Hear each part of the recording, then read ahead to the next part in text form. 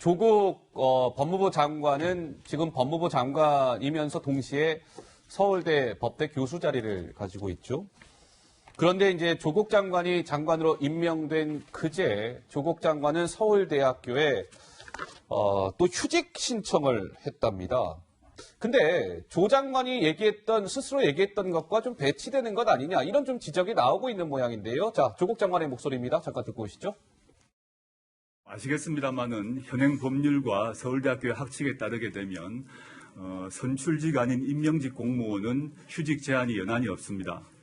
그러나 아무리 그런 법적인 제한이 없다고 하더라도 제가 장기간 휴직을 하게 되면 학생들의 수업권에 일정한 제약을 주게 됩니다. 그 점 매우 잘 알고 있습니다. 따라서 저는 이 현재 지금 저를 둘러싼 임명 문제를 둘러싼 논란이 종료되고 난 뒤에 나중에 정부와 학교와 상의해서 어떻게 하는 것이 학생들의 수업권 침해에 너무 과도한 침해가 있지 않도록 하는 문제를 논의해서 결정할 생각입니다.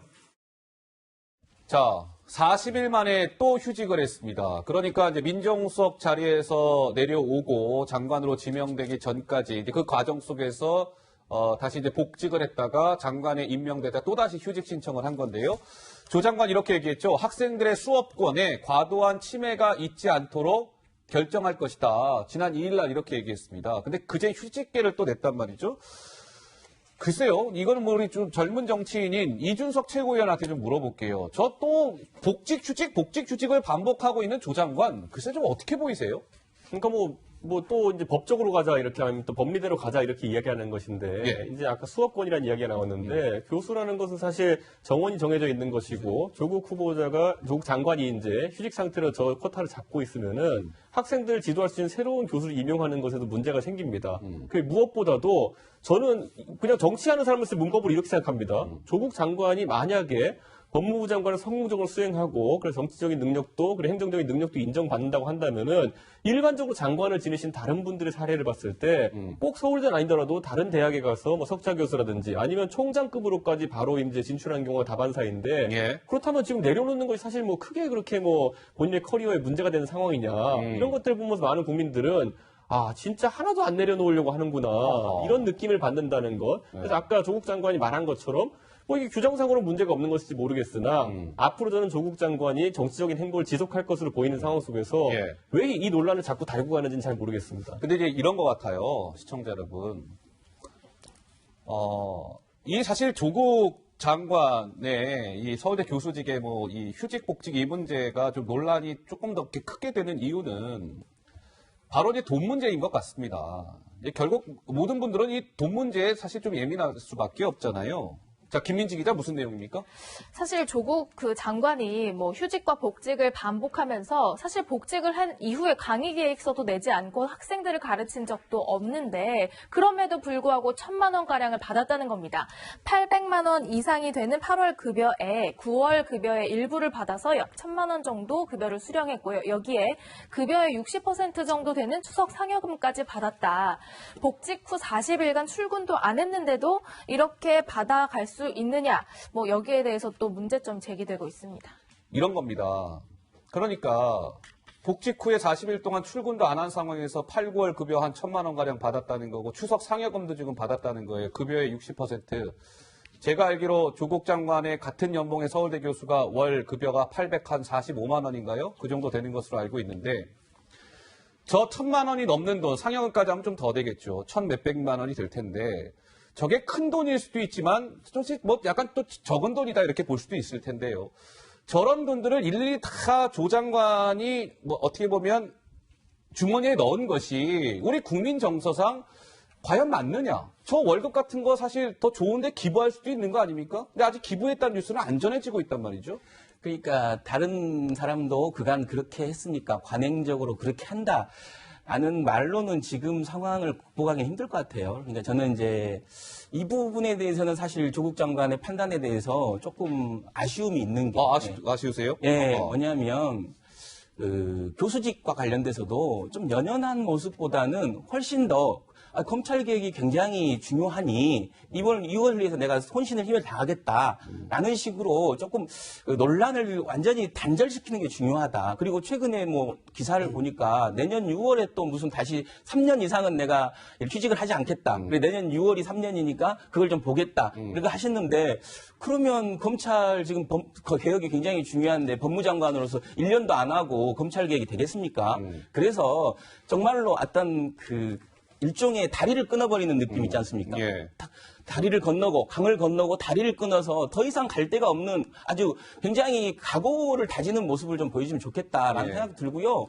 마찬가지로 이 받으신 어떤 돈에 대해서도 뭐 규칙이나 원칙적으로는 받을 수 있다라고 저는 봐요. 그 전에도 많은 관행적으로 그렇게 받아왔고 그런데 지금 상황에서는 저는 과감하게 서울대 장학재단 이런 데 기부하면 어떨까라는 생각을 합니다. 예, 근데 이제, 예. 저는 한 말씀 드리면 조국 장관이 아니라 그냥 서울대 교수 조국으로서 다른 사람이 만약에 이런 일이 있었다면 가만히 있었겠어요? SNS에 계속 글을 올렸을 거예요. 그리고 또 한 가지는 과거에 자신이 폴리페서라고 비판했던 교수들의 행태는 학생들의 수업을 침해한다. 그러니 어떤 그만두고 사회활동을 해야 된다. 이런 걸 얘기했었어요. 예.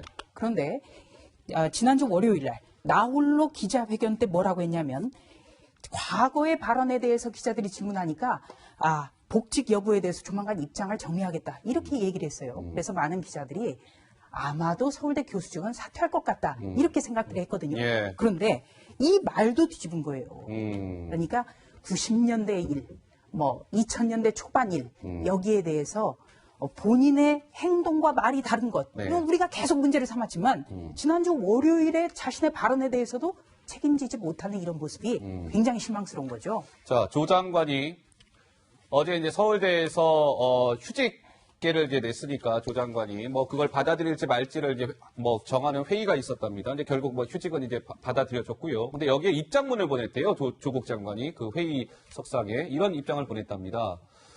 자, 법무부 장관이 제 마지막 공직입니다. 휴직 기간이 3년을 넘지 않도록 하겠습니다. 라고 얘기했어요. 자, 이 캘린더를 한번 좀 보시겠어요, 그러면? 2017년 5월에 민정수석으로 취임을 하고 2019년 7월까지 민정수석 했잖아요. 2년 3개월 동안 계속 휴직 기간이었어요. 근데 민정수석 그만두고 법무부 장관으로 지명되기 전까지 복직 신청을 하죠. 한 6주 정도. 여기에서 뭐 월급 받고 했다는 거 좀 전에 말씀드렸고요.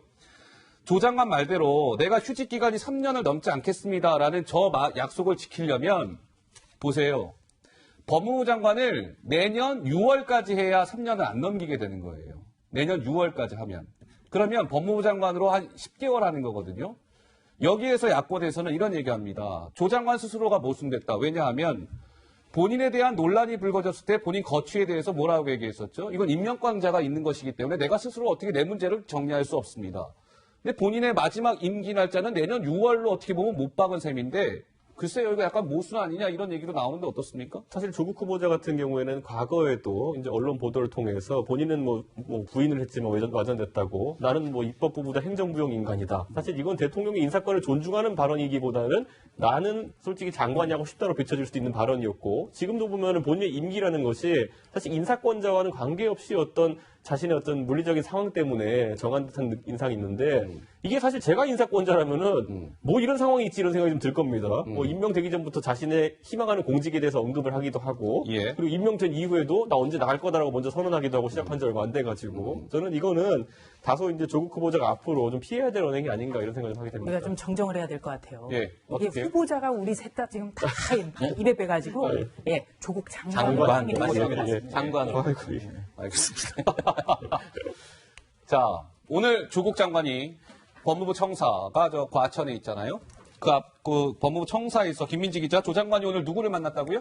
첫 공개 일정이라고 할 수 있겠네요. 오늘 청년들과 간담회를 가졌습니다. 사실 조국 장관의 사건과 관련해서 뭔가 공정한 기회를 박탈당했다. 가장 분노한 층이 바로 청년층인데 그래서 또 조 장관이랑 공개 면담도 요구했던 그런 단체가 있었는데요. 오늘 정부 과천천사에서 오전에 조국 장관과 함께 비공개로 대담을 가졌습니다.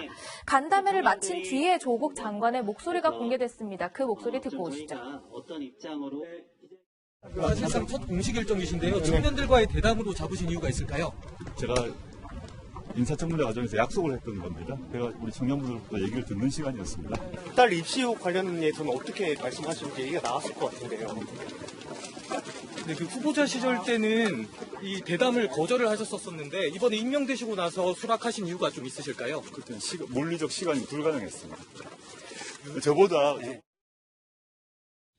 네, 오늘 조국 장관이 청년단체인 청년 전태일 이제 회원들과 면담을 가졌습니다.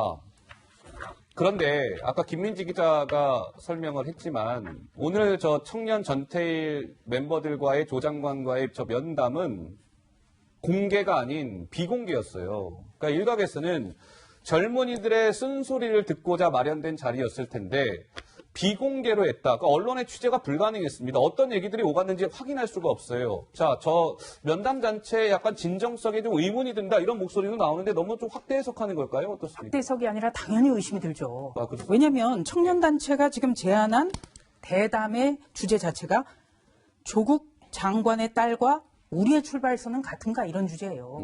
그렇다면 얼마나 많은 이야기가 생생하게 나왔는지 당연히 기자들이라면 취재하고 싶지 않았겠습니까? 대체 무엇이 그렇다면 두려워서 이것을 비공개로 전환했을까요? 어허. 저는 그건 이해할 수가 없고요. 또 우리가 살펴봐야 될 게 법무부 장관으로서의 임기가 시작이 됐습니다. 그런데 법무부 장관으로서의 업무는 아니에요, 이게. 그렇죠? 그런데 일과 시간에 했어요. 이거는 엄밀히 얘기하면 직무 해태로 인해서의 징계 사유가 발생을 합니다. 예. 또 한 가지는 이분들과 점심 식사를 했습니다. 네. 그렇다면 조국 장관이 과연 사비로 이 점심값을 냈을까? 이것도 궁금해져요. 왜?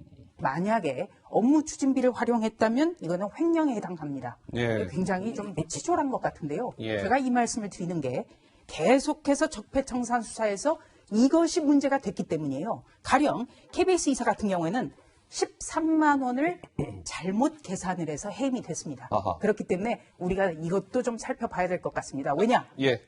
그동안에 계속 조국 장관이 해왔던 얘기거든요. 알겠습니다. 적폐청산청, 적폐를 청산하자고.